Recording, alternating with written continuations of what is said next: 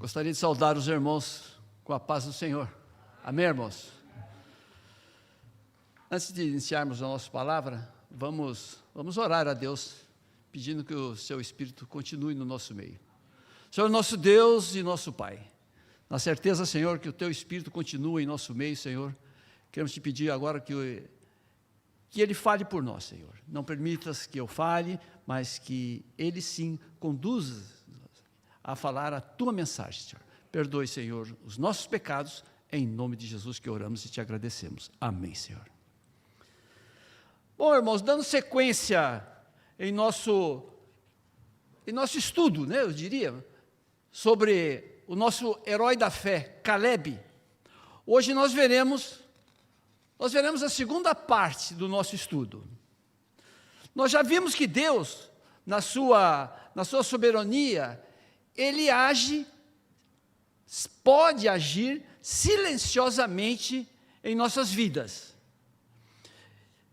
Nós demos como exemplo três vezes do agir silencioso de Deus. O primeiro foi em ouvir as orações daqueles que estavam escravizados no Egito. O segundo agir silencioso de Deus foi levantar alguém no meio dos escravizados que pudesse servir de líder para conduzir eles para fora do Egito. Tudo foi feito em silêncio.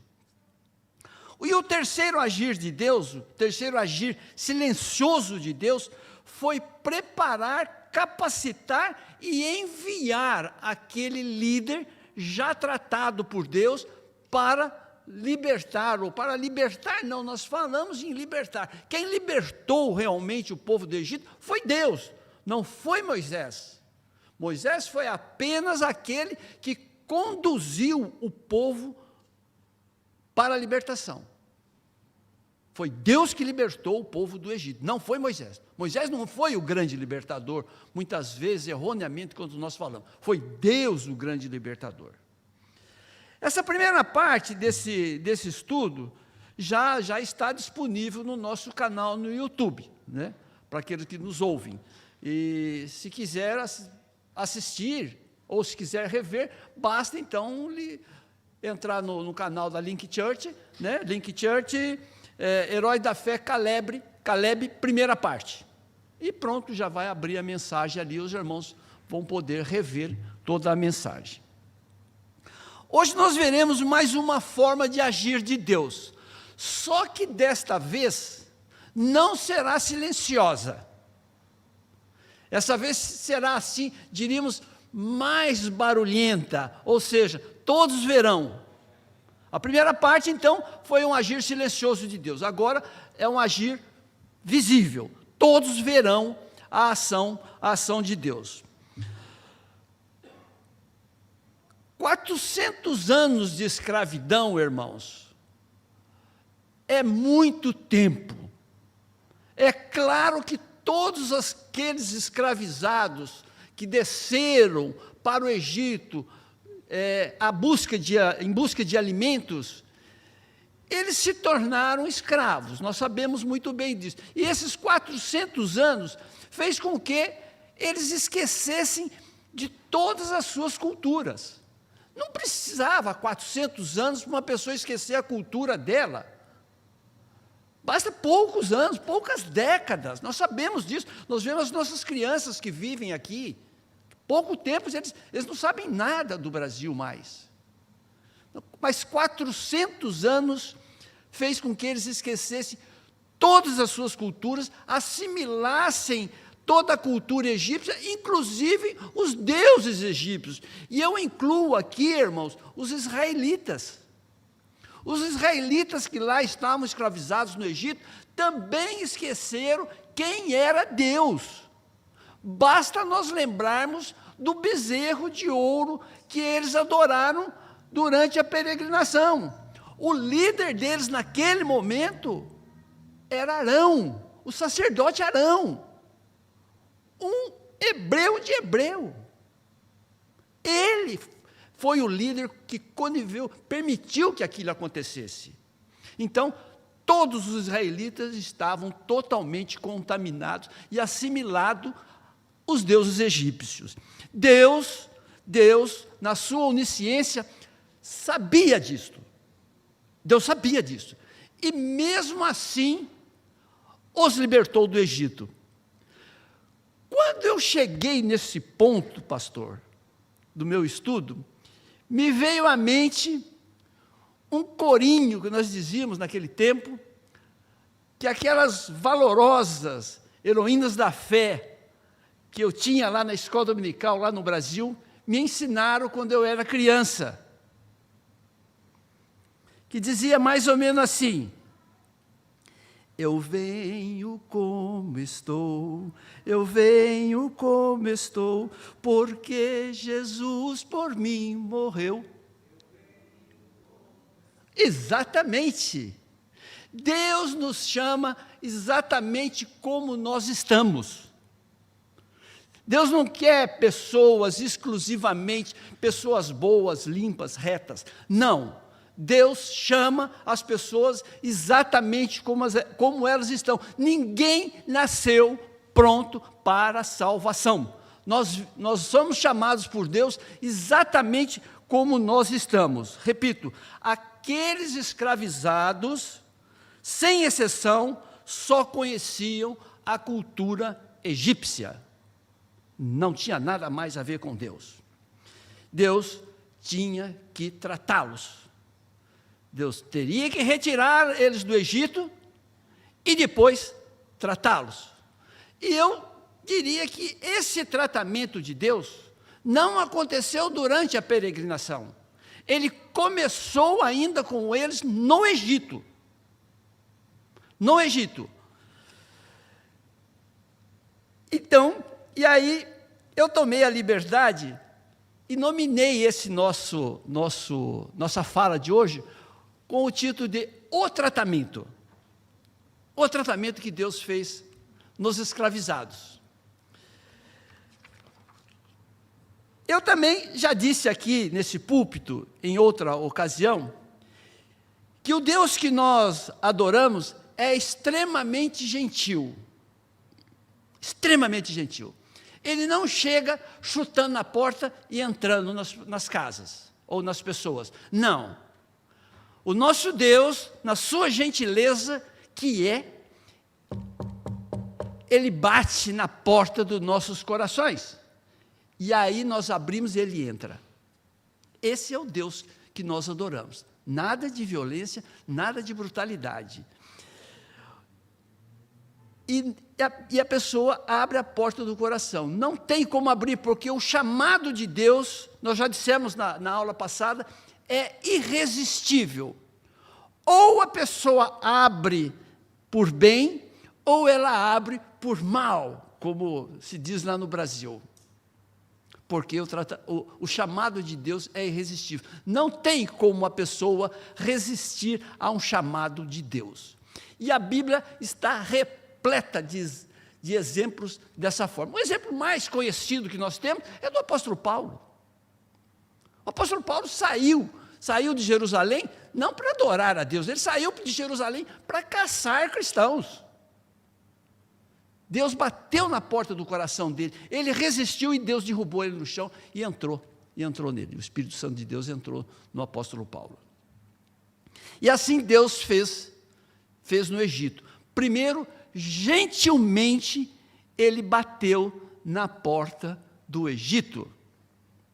Educadamente, ele se apresentou ao faraó do Egito. Nós temos o texto aí, Êxodo 5, 1 e 2.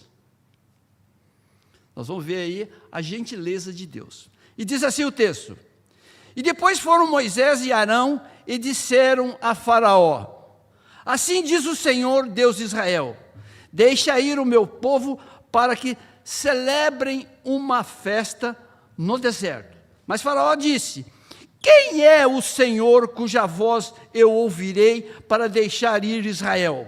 Não conheço o Senhor, nem tampouco deixarei ir Israel. Os irmãos notaram aqui que Moisés e Arão não foram pedir liberdade para o povo sair da escravidão. Foram pedir uma liberdade para eles poderem cultuar a Deus. Não foi pedir liberdade, foi pedir para cultuar a Deus. E nós vimos que qual foi a resposta, e o contexto nos diz que para piorar um pouco a situação, o faraó endureceu ainda mais os escravizados, colocou mais carga sobre os escravizados. E houve ali, o texto nos diz, os contextos nos diz, que houve ali uma revolta. O interessante é que a revolta, pastor, não foi contra o faraó, porque endureceu o coração. Foi contra Moisés e Arão. A revolta do povo não foi contra o faraó, que estava escravizando eles. Foi contra Moisés e Arão. Eu achei interessante esse texto, como o povo gosta de ser oprimido, como o povo gosta daqueles que o oprimem. Eles não deram apoio a Moisés e Arão, eles se revoltaram contra Moisés e Arão. E disse o faraó: quem é o Senhor cuja voz eu ouvirei? Eu diria que nessa pergunta de faraó, eu diria que o faraó pavimentou o caminho para Deus se apresentar a ele. Pavimentou, deixou o caminho prontíssimo para ele se apresentar ao faraó, tanto ao faraó como também àquele povo que se revoltou contra Moisés e Arão. Não contra Moisés e Arão, contra os enviados de Deus que foram lá pedir uma liberdade para o povo cultuar a Deus. O faraó pavimentou, tanto o faraó como o povo, eles pavimentaram para Deus fazer ali a sua apresentação. E a pedagogia, que Deus usou para se apresentar a eles, foi uma pedagogia assim, não muito light, diríamos assim. Deus usou de 10 lições. Quando se fala em pedagogia, é ensinamento, nós estamos se referindo a ensinamento. Então, Deus usou de 10 lições para se apresentar ao faraó e ao povo. Muitos chamam essas 10 lições, como pragas do Egito. Eu, particularmente, prefiro lições, porque Deus está se apresentando a eles, Mas não tem problema. Nós não iremos citar todas essas 10 lições ou essas 10 pragas que atacaram frontalmente os israelitas e os deuses egípcios. Não, nós não vamos citar elas, não vamos nem entrar nos detalhes delas. Vamos apenas citar as 4 que atingiram frontalmente aos deuses egípcios. Lembre que os israelitas também cultuavam os deuses egípcios. Eles tinham respeito por aqueles deuses egípcios. Nós vamos citar apenas 4 delas. As outras, não. A primeira prova de Deus, a primeira lição de Deus, ou a primeira prova de apresentação que Ele era o Deus, foi atingir frontalmente o rio Nilo. O rio Nilo era considerado uma divindade para eles, porque era do rio Nilo que vinha todo o suprimento de alimentos deles. E todas as suas águas, todos os seus mananciais, todos os seus canais de irrigação, vinham tudo do rio Nilo. Deus atacou frontalmente, transformando a água do Nilo em não mais potável, não mais saudável para a agricultura. Transformou em sangue, segundo a literatura bíblica, segundo os relatos originais que temos, sim, em sangue mesmo, não foi nada de água turva que ficou, não. Os originais aí dizem sangue mesmo. O segundo Deus atacado, ou o segundo Deus desbancado, foi a deusa Rã. Rã mesmo, esse anfíbiozinho aí, que temos aí, que era considerada a deusa da fertilidade. Os irmãos imaginam a casa com milhares de rãs pulando dentro de uma casa. Imagina o transtorno que foi. O Egito em todo ficou praguejado. Aquilo que era considerado uma deusa da fertilidade, tornou-se um baita problema para eles. Imagine, rãs, milhares de rãs pulando dentro das casas. Isso é um horror, isso. O terceiro deus atacado, e mais adorado também, bastante adorado no Egito, o deus Sol. Deus Sol, até hoje, eles adoram ainda, muita gente adora o Deus Sol, Deus Astro-Rei e tal, o negócio todo que se fala aí. Deus fez descer densas nuvens sobre o Egito, que fez com que todo o Egito se tornasse em noites extremamente escuras. Por 3 dias. 3 dias apenas. Foi suficiente para criar um baita problema no Egito. Todo ele ficou escuro. E para demonstrar ainda mais o poder de Deus, todas essas pragas, ou todas essas provas, elas só atingiram as casas dos egípcios. Só atingiram as casas dos egípcios. As casas dos escravizados, ou as casas daqueles que seriam libertos, não foram atingidos por essas provas, ou por essas pragas que Deus mandou sobre o Egito. Claro que tinha lá a praga das úlceras, enfim, uma série de saraiva, fica o negócio todo. Não, todas as pragas só atingiram os egípcios. Os escravizados não foram atingidos por essas pragas. Claro que tudo isto enfureceu ainda mais o faraó. Enfureceu ainda mais o faraó, imagina, claro. E aí eu pensei, é muito fácil nós criticarmos os egípcios por causa dos seus muitos deuses. É fácil nós criticarmos eles. Mas será que nós também não criamos os nossos deuses? Os egípcios tinham deuses para tudo. Será que muitas vezes nós também não criamos os nossos deuses e nós passamos a adorá-los? Será que nós não temos o nosso Deus trabalho, por exemplo, o nosso Deus trabalho? Nós endeusamos o nosso trabalho. Será que nós não criamos o Deus da nossos encontros sociais? Do nosso lazer? Será que também que nós não criamos os nossos deuses e deixamos o nosso Deus de lado, ou até mesmo esquecemos do nosso Deus, colocamos o nosso Deus de lado e nós tocamos a nossa vida como se Deus não existisse? Pense nisto. Pense nisto. Isso é muito sério, irmãos. Crer em Deus, irmãos, nós já dissemos aqui e vou repetir. Crer em Deus, irmãos, não é simplesmente dizer que acredita nele. Isto, os israelitas lá na escravidão do Egito diziam que acreditavam em Deus. Crer em Deus, ou acreditar em Deus, é saber o que Deus quer de você.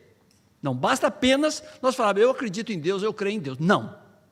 É saber o que Deus quer de você.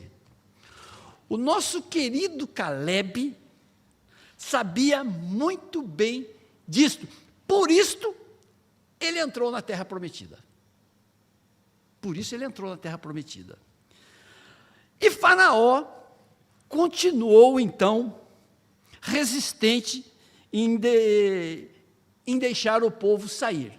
E Deus, então, resolve dar um basta em tudo.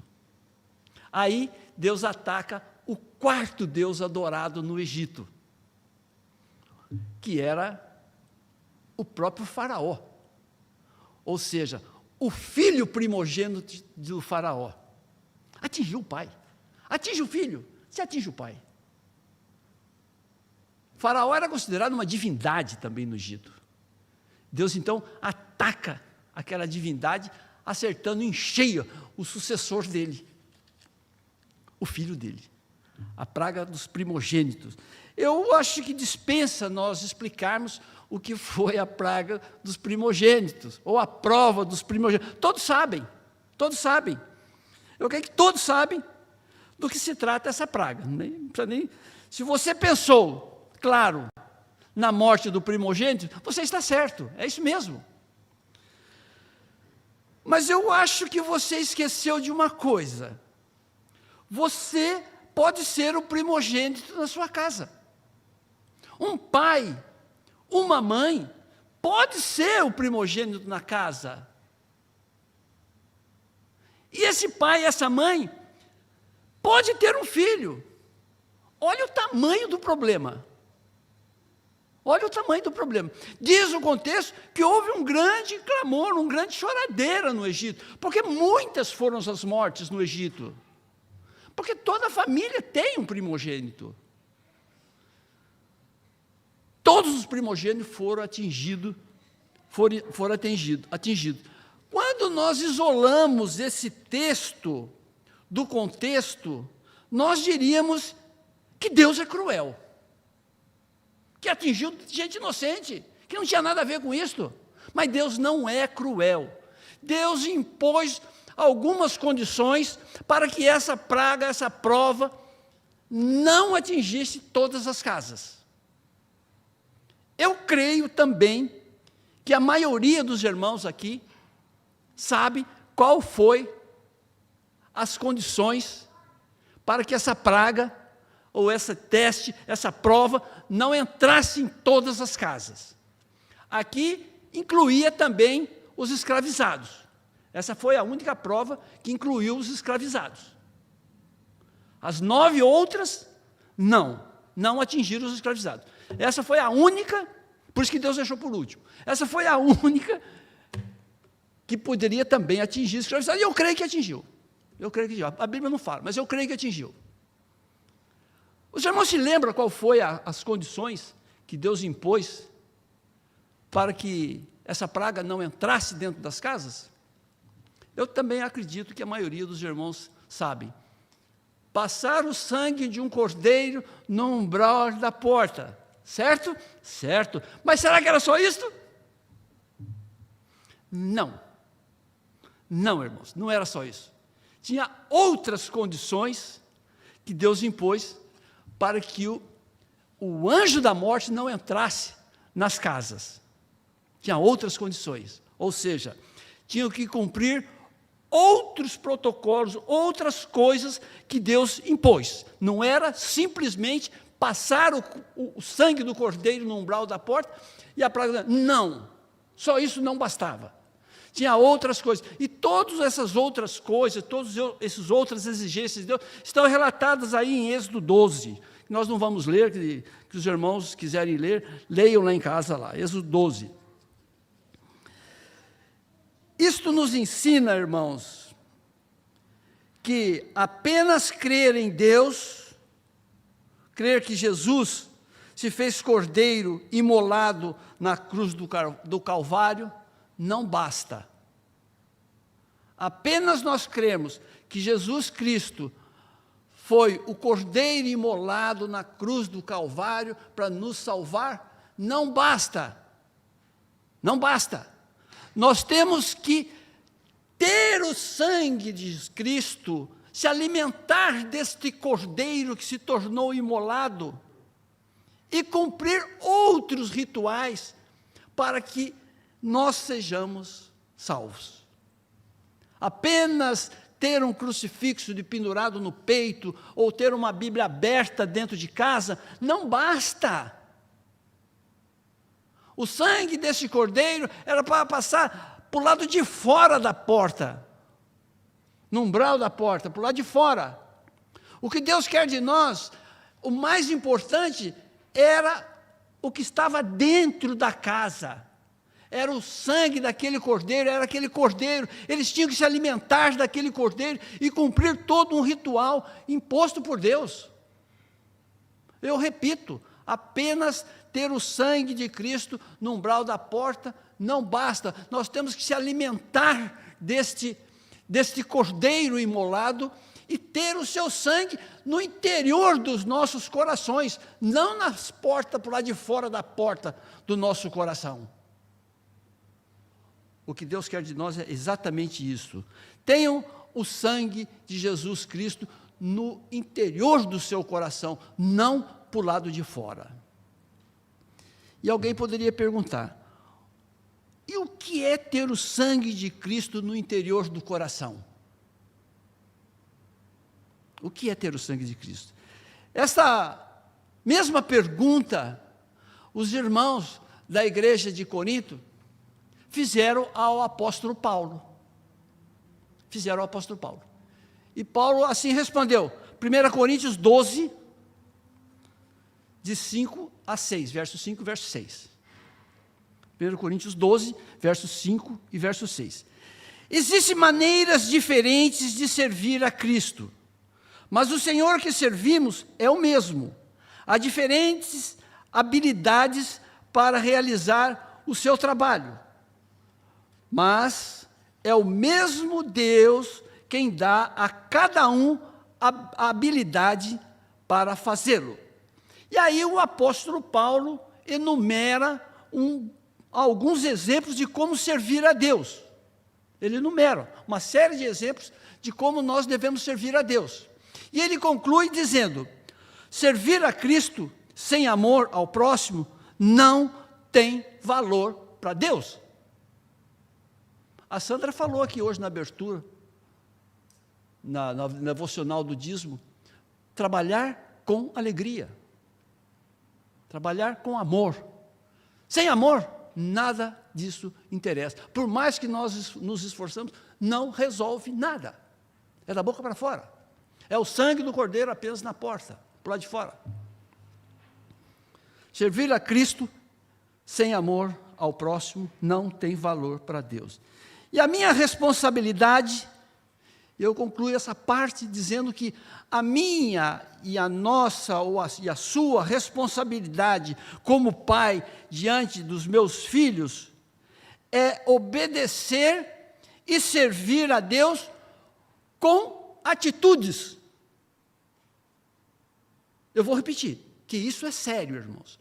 A nossa responsabilidade como pais e como mães são servir a Deus com atitudes. Servir a Deus com atitudes. Se os nossos filhos vão seguir esse exemplo ou não, isso é problema deles. Isso é problema deles. Aqueles pais lá no Egito, que passaram o sangue do cordeiro nos umbrais de suas portas, e serviram, se alimentaram do cordeiro e cumpriram os outros exigências de Deus, eles ficaram livres do anjo da morte. Mas os filhos daqueles pais que não cumpriram as exigências de Deus, eles pagaram as consequências.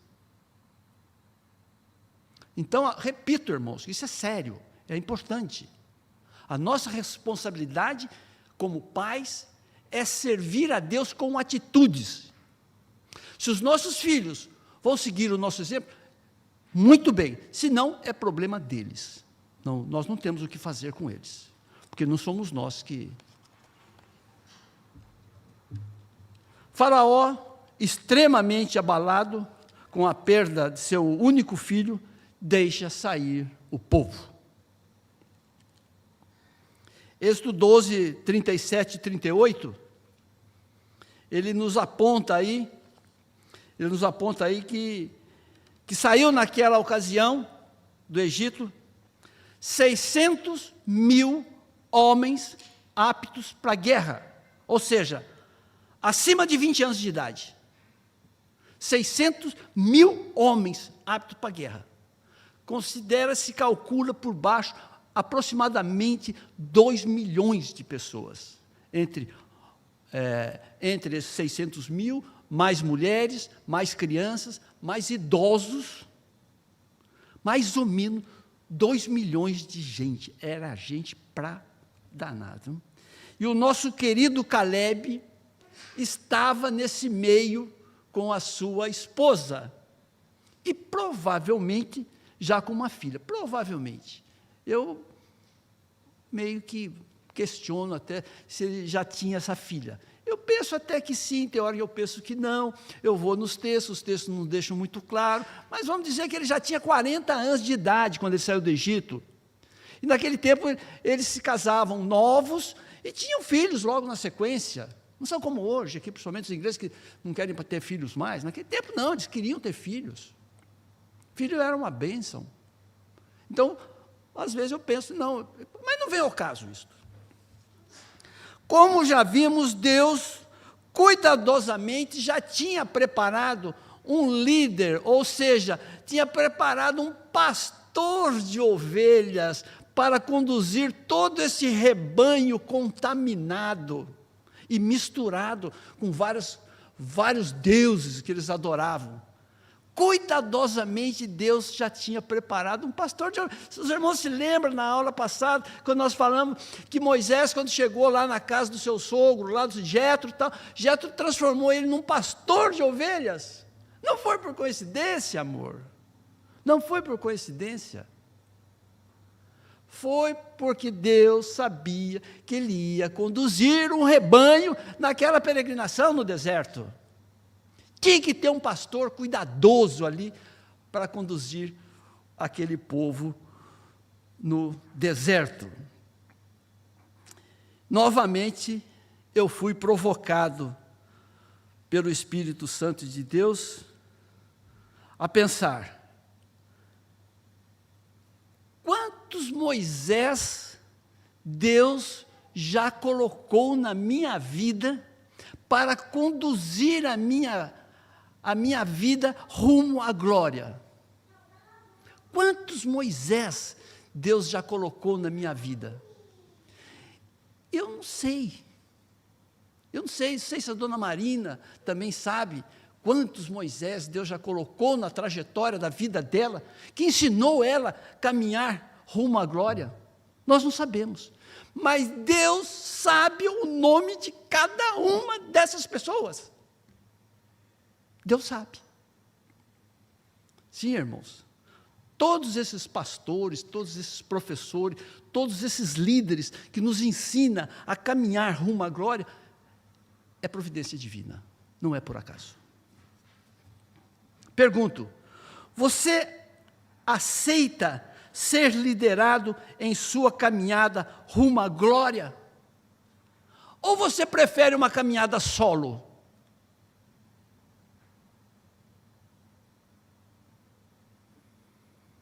Seguramente eu afirmo para quem me ouve.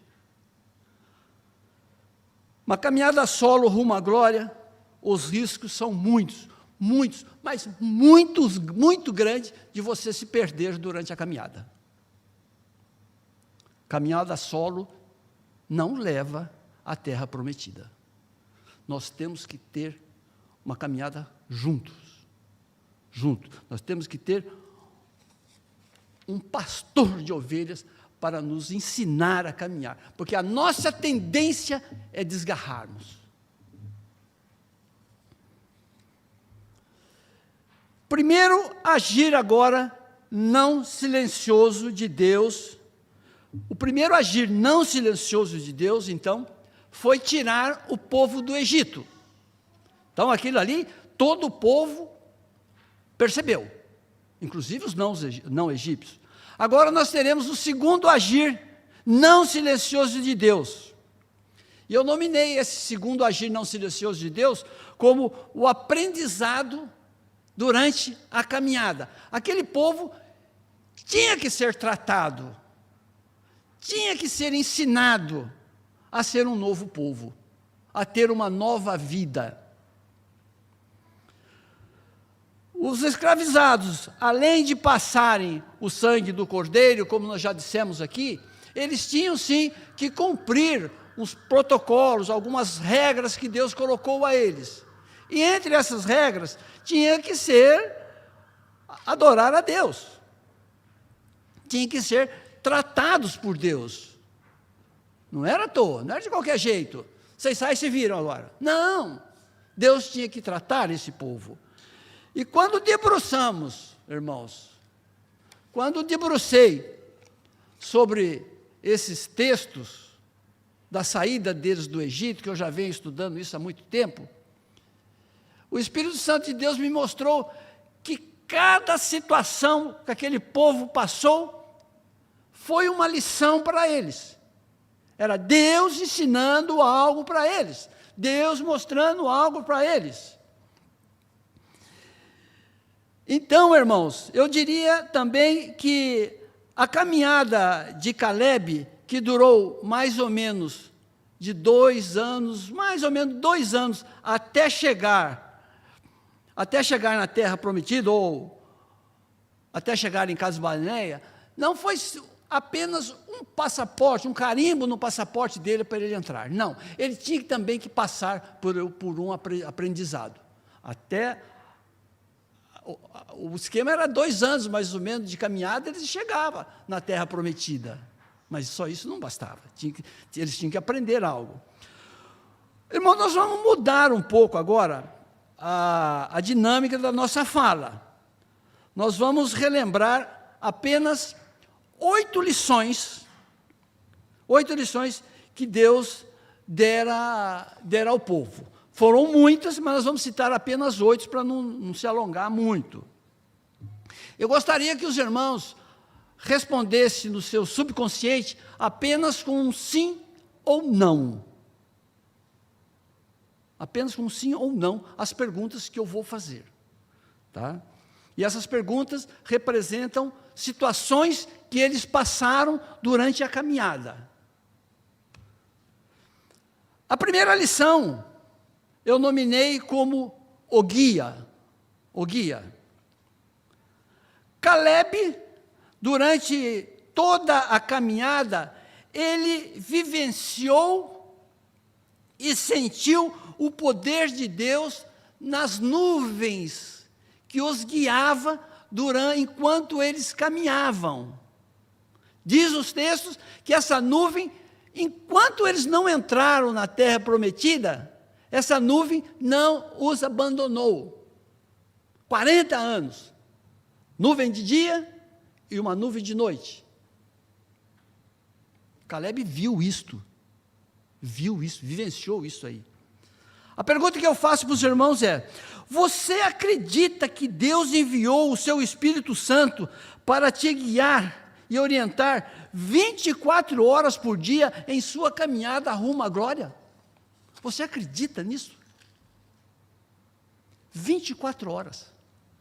Você acredita que Deus enviou também o seu Espírito Santo para nos guiar 24 horas durante a nossa caminhada rumo à glória? Se você respondeu que sim, você está seguro na caminhada, e a sua entrada será certa, assim como foi de Caleb. Agora, se a sua resposta foi não, eu te afirmo, os riscos de você se perder durante a caminhada é certa, porque terá momentos de escuridão, e você pode pegar um caminho errado. A segunda lição que Deus passou. Caleb tinha plena consciência que o maná que alimentava ele e sua família durante a caminhada vinha de Deus. E não era fruto dos seus esforços. Caleb tinha plena certeza disso. E esse maná, segundo o texto, persistiu, durou enquanto eles caminharam, ou seja, os 40 anos de caminhada. Não foi só num pequeno momento, não. Deus supriu eles de alimentos. Pergunto, você acredita que é Deus que provê o seu sustento, tanto material como espiritual? Sim ou não? Se sua resposta foi sim, você pode ter certeza, assim como Caleb tinha, que o maná de Deus nunca lhe faltará. Agora, se você respondeu que não, que todos o seu sustento, tudo que você faz, é por causa dos seus esforços exclusivamente. Por causa dos seus esforços exclusivamente. O maná não vai cair em cima. Não, irmãos. O maná caía, mas os escravizados, os caminhantes, eles tinham que ir lá colher o maná e preparar o maná. Não caía, abria a boca e caía, entrava dentro da boca deles, não. Não, Eles tinham, sim, um serviço que eles tinham que fazer. Você acredita nisto?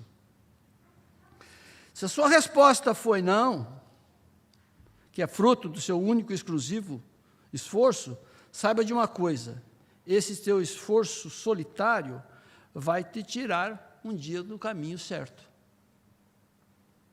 Um dia poderá faltar força, e você não terá força de caminhar mais rumo à glória. A terceira lição, eu nominei como o obstáculo. Obstáculo.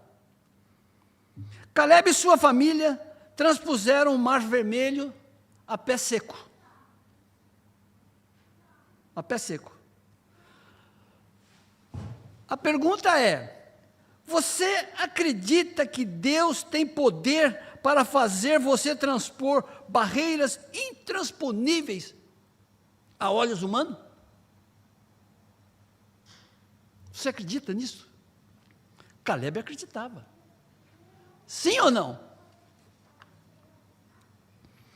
Se sua resposta foi sim, você romperá com a ajuda de Deus as possíveis barreiras que a vida pode lhe impor. As barreiras, irmãos, que a vida, que aparece no transcurso da nossa vida, nas nossas caminhadas, não foram Deus que nos impôs, foi o curso natural da vida. Curso natural da vida. Mas com a ajuda de Deus, nós vamos transpor essas barreiras. Calebe acreditou nisso. Agora, se você achar que sozinho você conseguirá, cuidado em morrer nas águas da vida.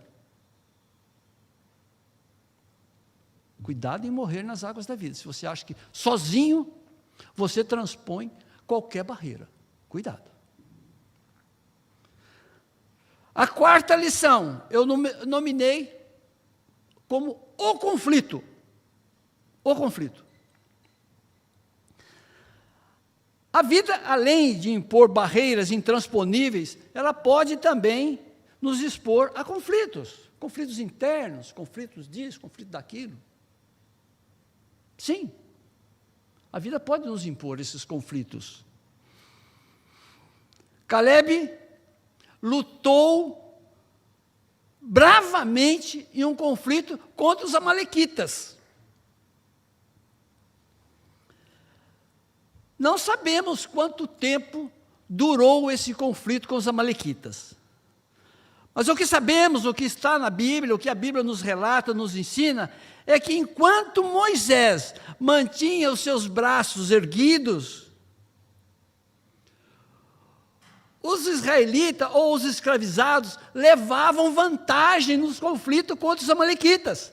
Quando Moisés se cansava, por isso nós entendemos que esse conflito durou muitos dias. Quando Moisés se cansava e ele abaixava os braços, os amalequitas levavam vantagem. Aí, claro, arrumaram um jeitinho lá, calçaram os braços do Moisés, aí para ele ficar com o braço erguido, ficar segurando o braço dele, porque senão não tinha jeito não. Calebe lutou nesse conflito. Pergunto, você acredita que pode vencer sem a ajuda de Deus os conflitos que a vida também muitas vezes lhe impõe?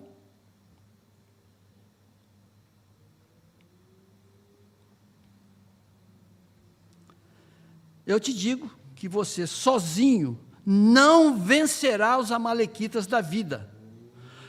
Conte com as mãos de Deus nos conflitos da vida. Sozinho você não vencerá nenhum conflito da vida. Conte com as mãos de Deus nesse conflito. Quinta lição. As regras. Eu nominei como as regras. A vida também nos impõe algumas regras. Claro, temos regras para tudo. Regra de trânsito, regra de nos vestir, regras de...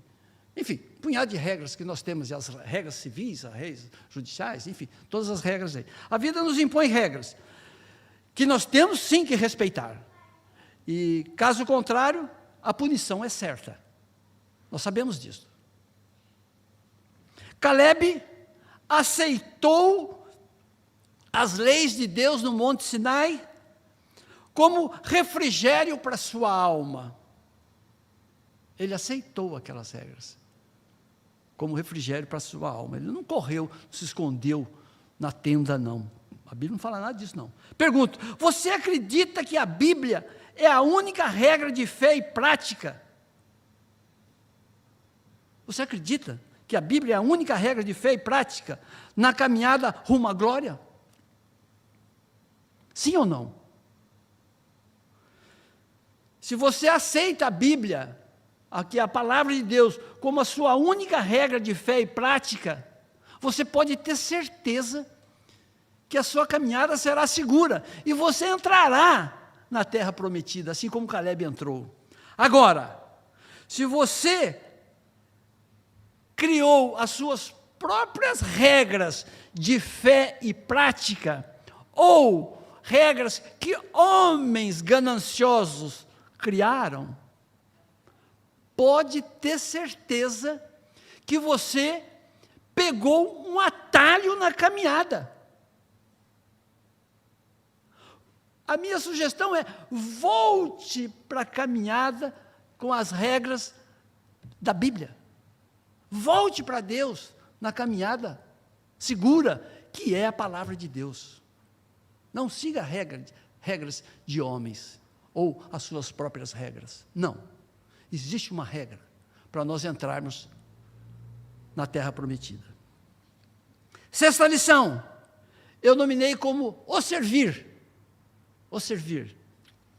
Caleb, por sua disposição em ser útil na caminhada, foi um dos 70 líderes escolhido para subir juntamente com Moisés no Monte Sinai. Olha que coisa linda. Que coisa linda. Ninguém podia subir no Monte Sinai, a não ser Moisés. Mas num determinado momento Deus permitiu isto. Caleb foi um dos escolhidos, pela sua utilidade, pela sua dedicação em servir na caminhada, ou por seu auxílio que ele dava ao líder máximo ali, que eles tinham ali no chão, que era Moisés. Caleb foi selecionado. Pergunto, você aceita funções, obrigações na caminhada da fé? Você aceita funções na caminhada da fé? Obrigações na caminhada da fé? Se sua resposta foi sim, você é um caminhante participativo. Você é um caminhante participativo. Agora, se a sua resposta foi não, eu sinto muito em dizer, você é um caminhante pesado para os demais. Seja um caminhante participativo, coloque-se à disposição. Existem milhares de atividades que temos que fazer aqui na igreja, seja ela o tamanho que for. Em nossos envelopes de contribuição, há muito tempo, nós mantemos ali um verso do apóstolo Paulo, onde ele diz assim: todo o trabalho em prol da causa de Deus não é vão. Não é vão. Se você é um caminhante rumo à glória, participativo, esse trabalho seu não é em vão. Sétima lição, eu falei 8, a sétima, eu nominei como a cura. Já falamos aqui, disso aqui. Acredito que essa lição de Deus deva ter dado um certo alívio, principalmente no nosso querido Caleb, porque os irmãos se lembram, ele era fruto de um casamento misto. Seu pai não era hebreu, a sua mãe sim. Então ele era fruto de um casamento misto, ele não era um judeu puro sangue. Então, essa sétima lição, eu acredito que para Caleb e para muitos outros caminhantes, foi um alívio. A sacerdotisa Miriam, aquela lá do cestinho, que caminhou lá, ficou andando, vendo um cestinho de Moisés caminhar sobre as águas do rio Nilo, aquela menina lá. Ela ficou leprosa por discriminar uma pessoa por ser estrangeira. Já falamos aqui na aula passada a respeito disto. Falamos bastante, inclusive. Você carrega dentro de si alguma aversão por algum povo? Qualquer povo. Ou por questão religiosa, ou por questão de cor, ou por questão de estatura, enfim, cor de olho. Você carrega alguma aversão em pessoas? Por isso, sim. Se a sua resposta foi não, olha aí, agora inverti um pouquinho aqui. Se a sua resposta foi não, você continuará na caminhada rumo à glória. Não, eu não carrego nenhuma aversão, não. Você continuará na caminhada rumo à glória. Agora, se foi sim, faça como Miriam. Faça como Miriam. Miriam pediu a cura para Deus, tanto Miriam como Arão, os dois irmãos, pediram cura para Deus. Só que o pedido deles, irmãos, foi sincero, e Deus respondeu ao pedido deles. Deus curou a Miriam e perdoou também Arão por esse problema dela. Eu alerto os irmãos, essa doença, irmão, não se cura sozinho. Não se cura sozinho.